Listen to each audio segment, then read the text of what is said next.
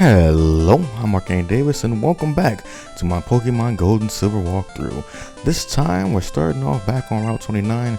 There's a guy here that we didn't talk to before is going to teach us how to catch Pokemon. And might as well look at the tutorial, why not? It's pretty simple, honestly. This guy has a very rude face, but what I always don't get about, well, a lot of these tutorials throughout Pokemon games, that they sometimes just don't damage the Pokemon at all. Just throw the Pokeball and that's that. But honestly, that's what I do for most of the early game Pokemon. I just don't even bother hitting them. Yeah, he catches a level 5 Rattata, which I don't even think you can get a level 5 Rattata here, but maybe I'm wrong about that. Yeah, so that's that. And with our 5 Pokeballs, we're probably going to catch some Pokemon in this part. But I think for the most part, I'm going to be catching off screen because there's a lot of Pokemon that we just can't get, you know, at any given time.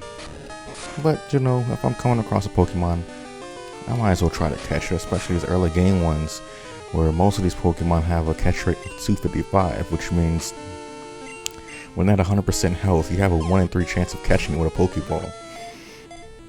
And when you have them at half health like this, it's almost impossible for them to break out. Just like that, got ourselves a Sentret.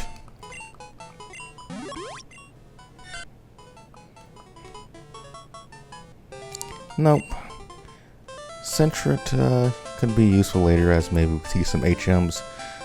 I refuse to call it an HM slave because that ain't right. Yeah, let's catch this Pidgey too. It's also, if you're not a person who's going for 100% in this game, I can understand, you know, not worrying about catching Pokemon at all, besides for your team. But it's also useful to catch Pokemon because some of them will be used for trades for later. And I know even though, you know, back in the day when this game first came out, you can even have these Pokemon called for trades in real life. Maybe somebody's going to want that level 2 Pidgey that you passed up on. You never know. These days, you really can't do that anymore. Well, 1, because no one's playing the Game Boy Color, and 2, because people are a lot smarter. You can't, you know, trade a Ditto for someone's Mew. Yeah. So, we didn't go through this door last time. This is a gate to a new route. Hello there. You can't climb ledges, but you can jump down from them and take a shortcut. Well, we know that. Someone else already said that. Different kinds of Pokemon appear past here. If you want to catch them all, you have to look everywhere. This is 100% true. And even if you do look everywhere, you still can't catch them all. But anyway, this is Route 46. And you're like, why is this Route 46? That weren't there many routes before? Like, what are all the routes between 30 and 46? Like, where are they?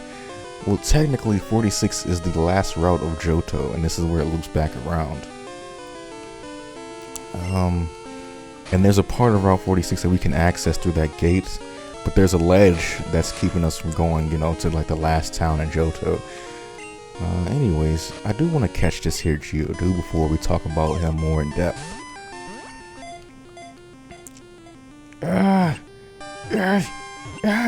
Yes, got his ass.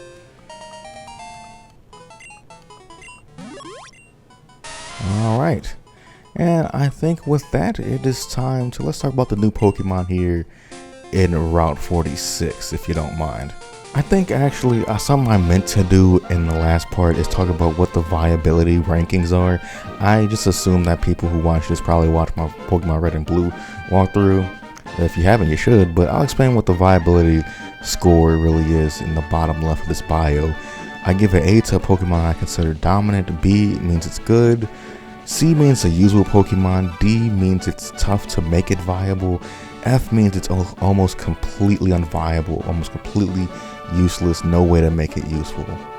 If I put a plus or a minus, that's basically just saying, you know, if I put a B plus, it means, yeah, it's very good, but it's still not going to be dominant, but it's still a very good Pokemon. If I put a C minus, that means it's usable, but it's going to take some more attention and care and investment in, and it's probably not going to pay off until way later in the game, you know.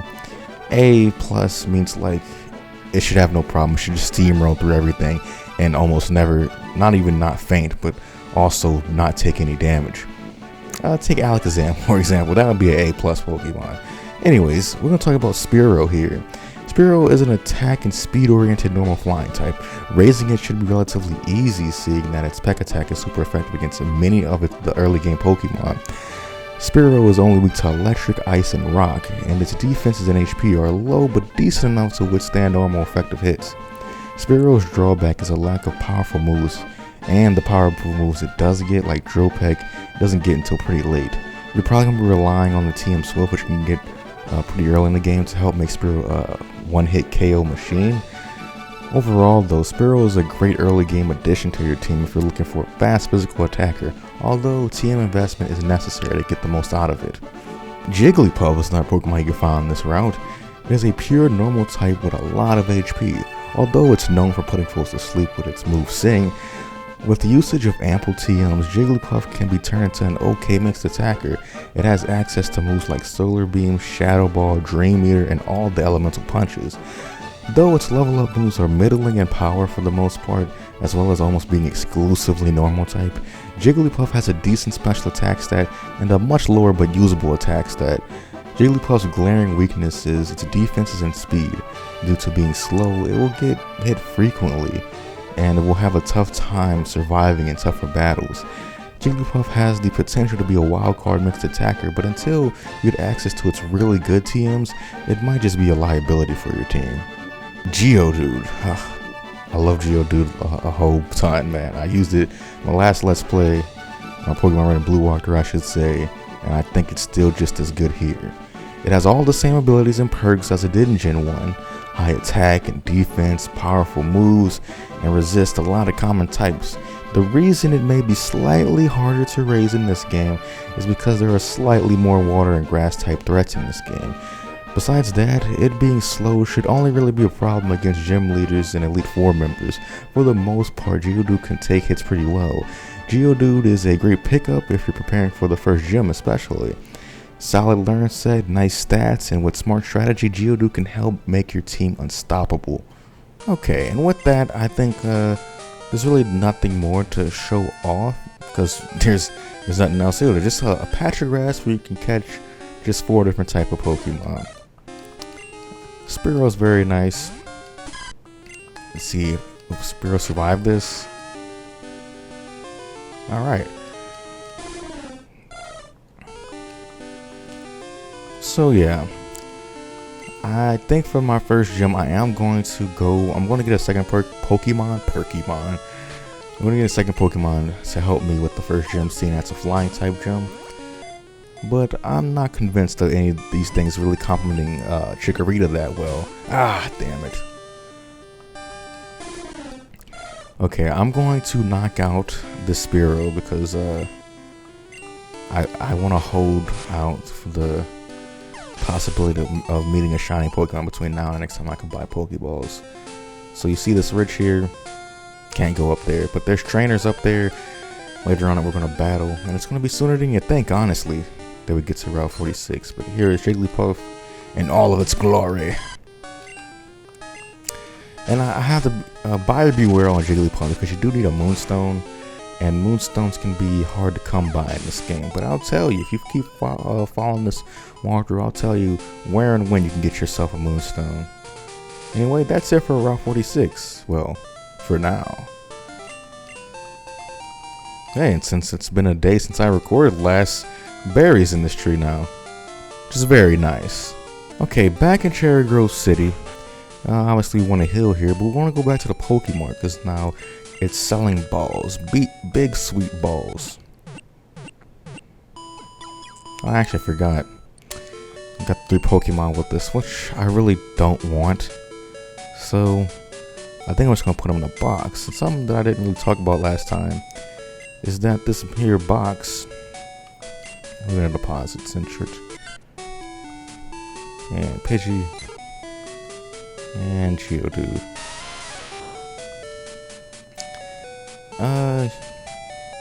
Let's see here.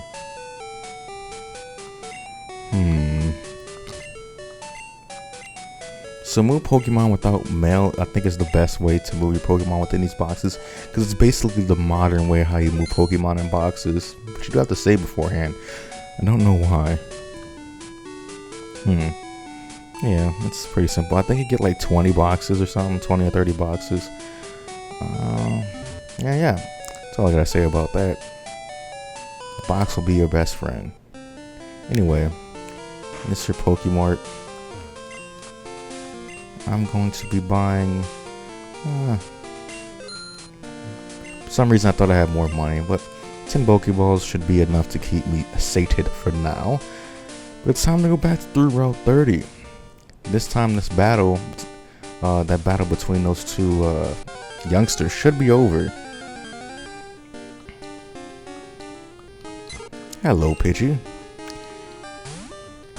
So, we have Route 30, Route 31, and a little dungeon, a little piece of a dungeon that we have between here and Violet City.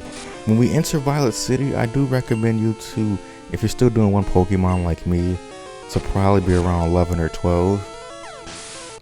Maybe even higher than that. I forgot, gotta get this berry.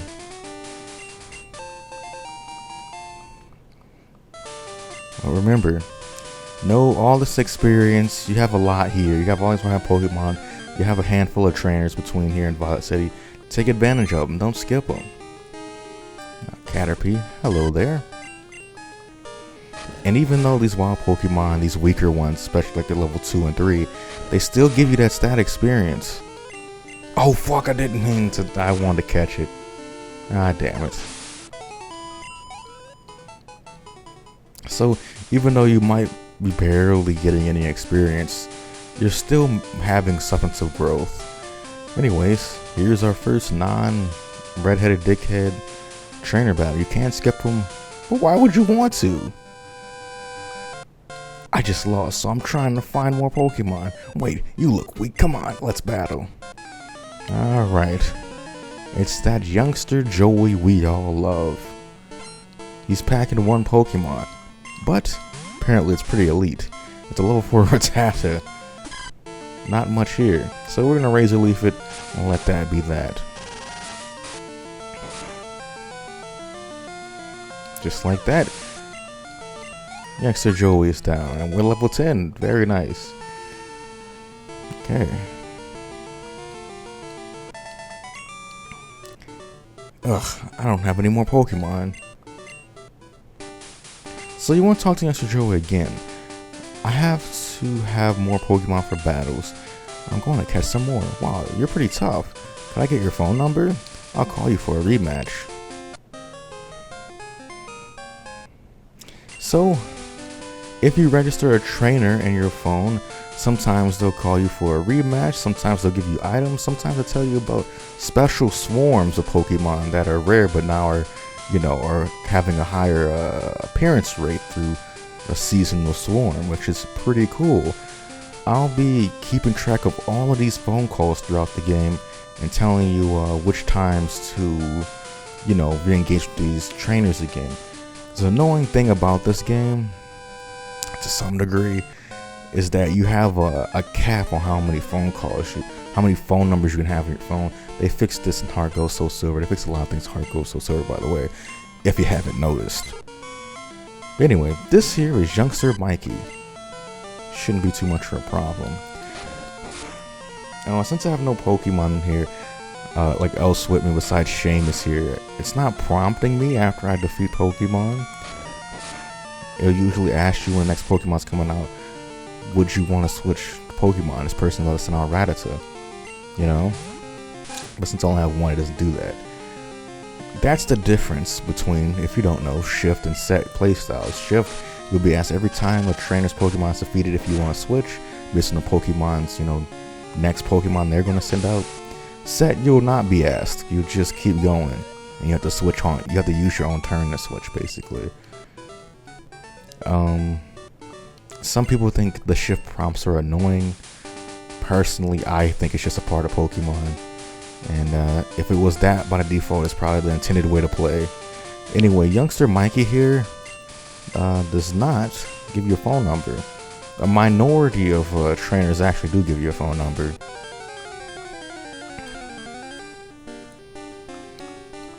Metapod.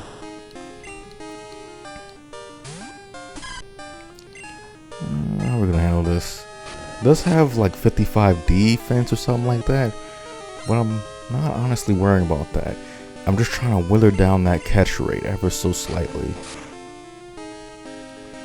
This should be a good range.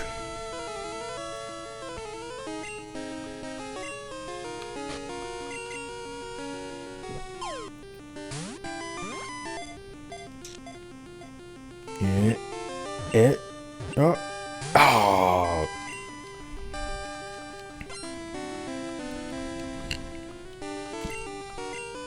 If you're having difficulty with catching Pokemon in the early game, even though you're listening to that guy's tutorial or whatever,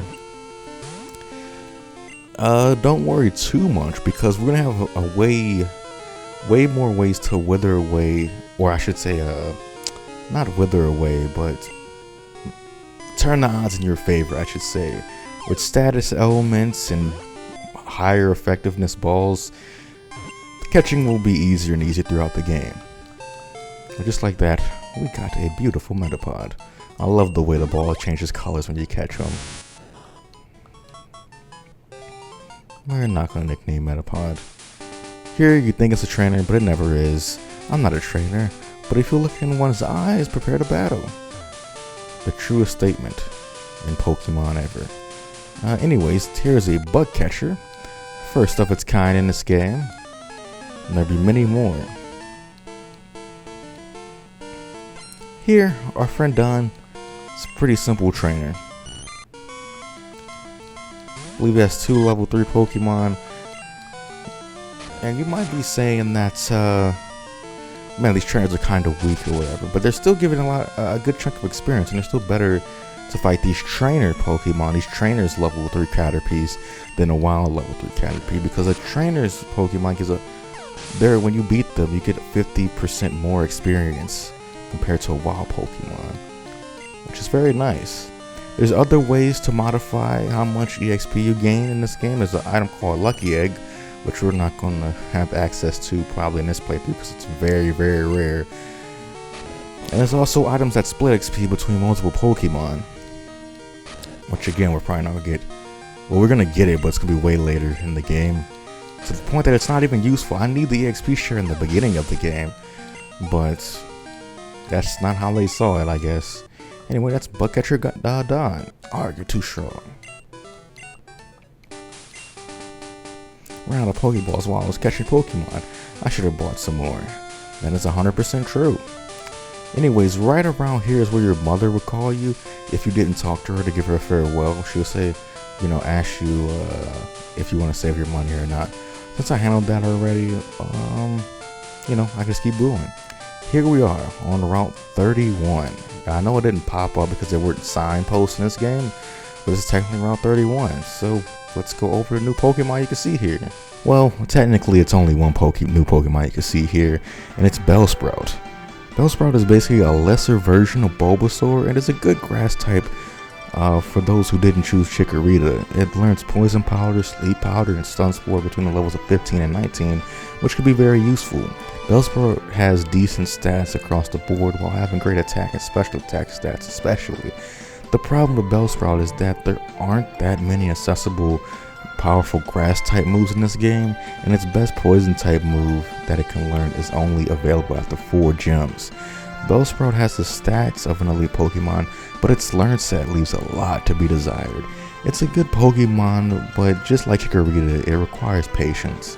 So I would like to see if I can catch a Bellsprout, because I'm determined to have one. Yes! Yes. Level 3, very nice. I'm gonna tackle it here. It should survive. Okay, good. It should know Vine Whip and Growth at level 3. Anyways, I'd like to talk about the difference in the type charts from Gen 1 to Gen 2, what things have changed. So, there was 2 new types introduced in this game, Dark and Steel. Real game changer of types in the metagame sort of way, called Bellsprout there. But they're not too common in the game. There's only like a couple dark Pokemon, like 2 Steel type Pokemon. It's pretty, or 3 I should say.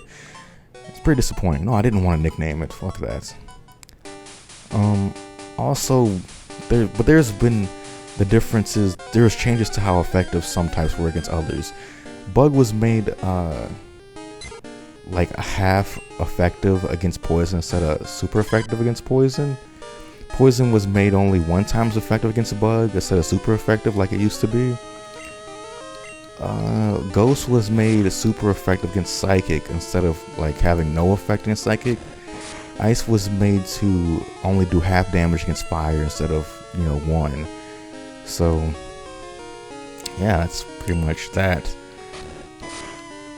So Bug got nerfed, Poison got nerfed, Ghost got buffed, Ice got nerfed. But I don't, it makes sense, I guess, for Ice, because Ice would get melted by the fire and then turn to water, I guess. What? I don't know. But that's the differences. But basically the encounters on round 31 are pretty much the same except Bellsprout.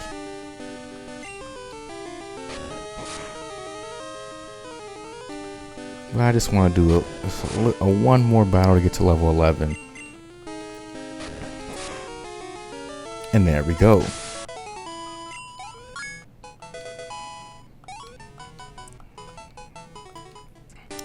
Okay, hello there. Dark Cave. The Pokemon could light it up. I explored. Apparently it's pitch black up in there. So we get an antidote. Pretty useful. Trying to remember if there's any hidden items. Seems like there would be right around here. I don't know. Dark Cave. Okay. Oh, hello, Youngster Joey. Howdy. It's me, Joey, isn't it? Nice out. How your Pokemon doing? My Rattata is really energetic. It's a handful. Oh yeah. I managed to beat up tough Pidgey. I need to make my party stronger. See you later. Well, alright, you get a lot of seemingly pointless phone calls in this game at the most random times, but I'll talk more about that later. Now it's time to go into Dark Cave.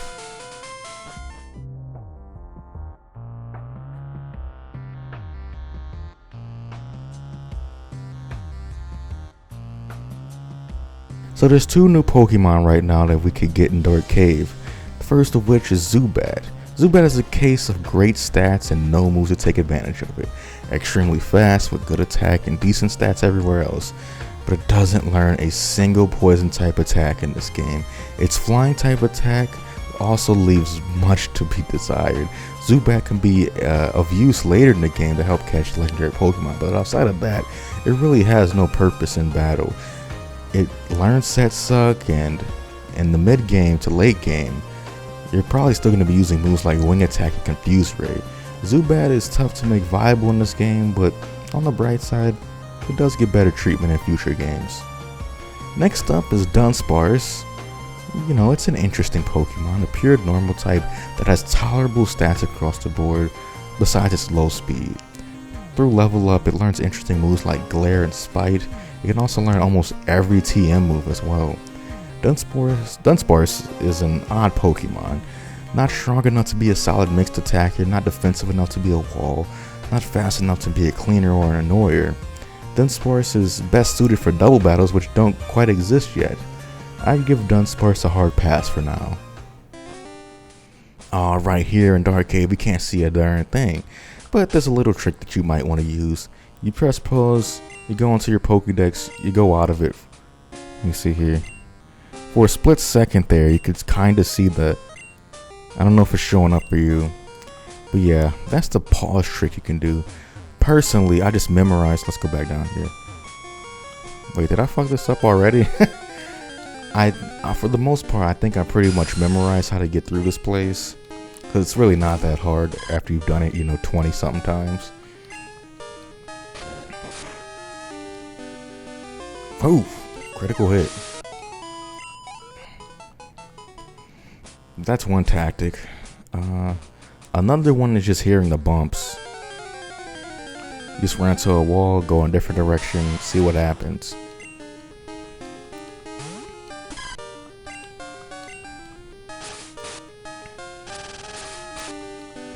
Man, I love that noise. It's super effective noise. Washasha!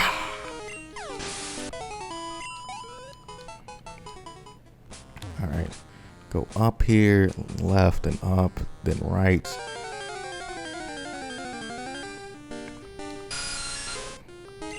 You might be asking what we're all doing this for.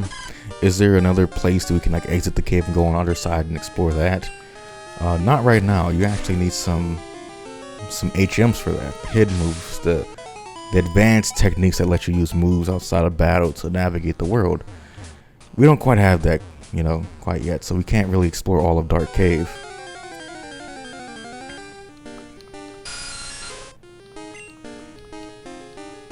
We're mainly doing this to get one item, and that's the potion.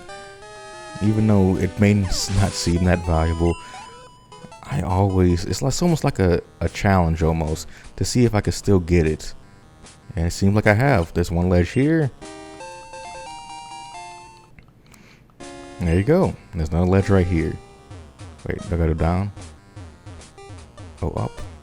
What's going on? No. What's going on? No! No, I'm lost.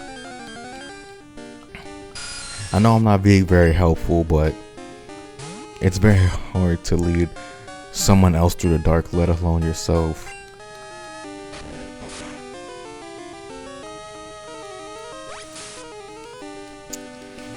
I'm really disappointed with Zubat in this game. It gets a new evolution. As you may have noticed, it gets a friendship evolution. It's a Crobat after Golbat. And, you know, again, amazing stats, but it just doesn't have the moves to complement it. It's very surprising to me that it doesn't learn Sludge Bomb. Just stuck using the shitty moves. Like Leech Life.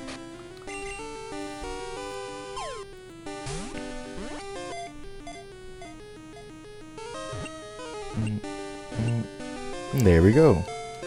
Beautiful purple Pokeball.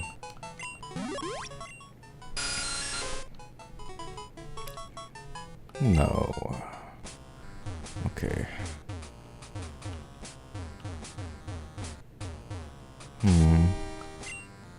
I can't really see it. This is insane. And where did I come from then? Oh fuck, now I'm just trapped in here.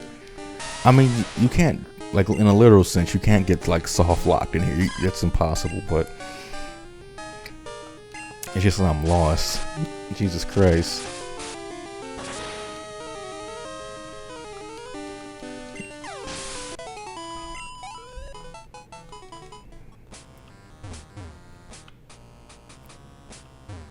Okay. I think I'm getting closer.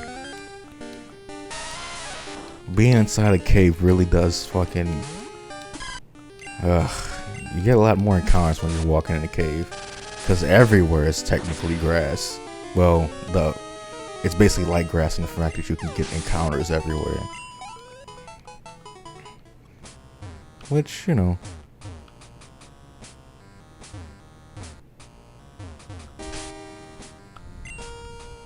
Yeah, it's too light in my room right now to... Fuck.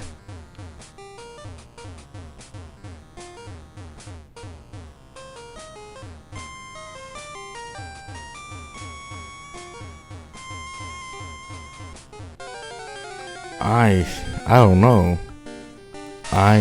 Okay, I'll just meet up with you when the next big event occurs. There's probably me leveling up right here. Cause I usually am able to get out of there. After you get the potion, you can usually jump down a ledge. Fuck. Could get the level up.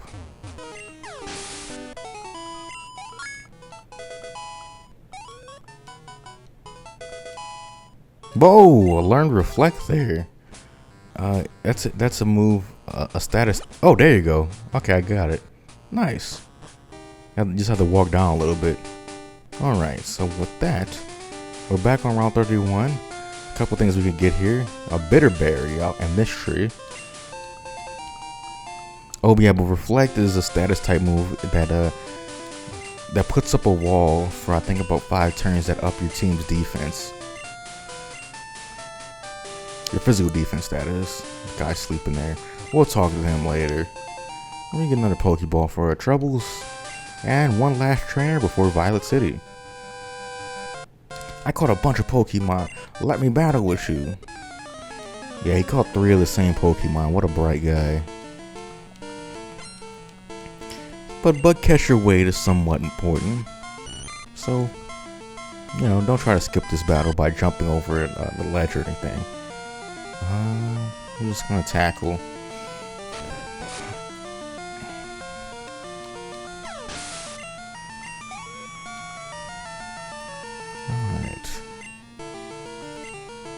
Yeah, he has 3 Caterpies, 3 level 2 Caterpies, and a level 3 Weedle. You shouldn't have any problem with this. This is just some nice experience to give your Pokemon. You could save some of these trainers for later if you think there's a Pokemon past Violet City or in Violet City that you want. But personally, I can reckon with that later.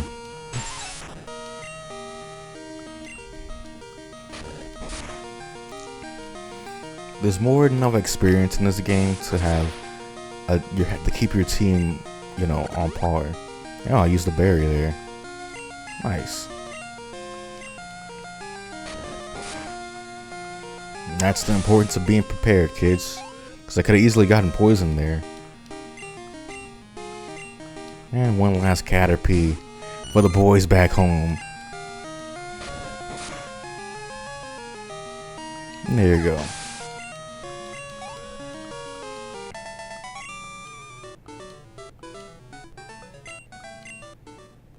We'll talk to Wade again because he'll give us his phone number.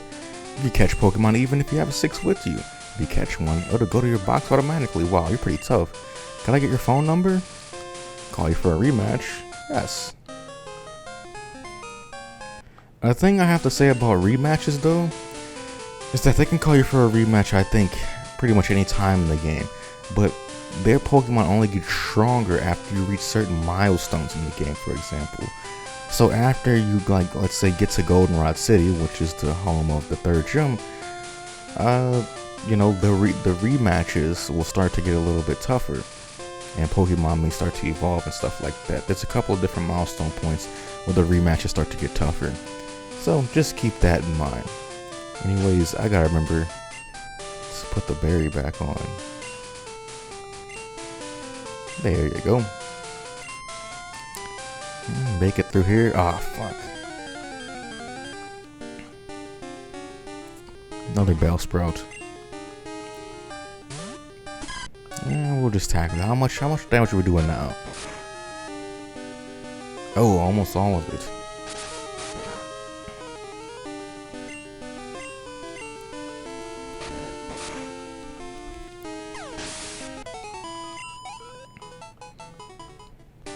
Alright.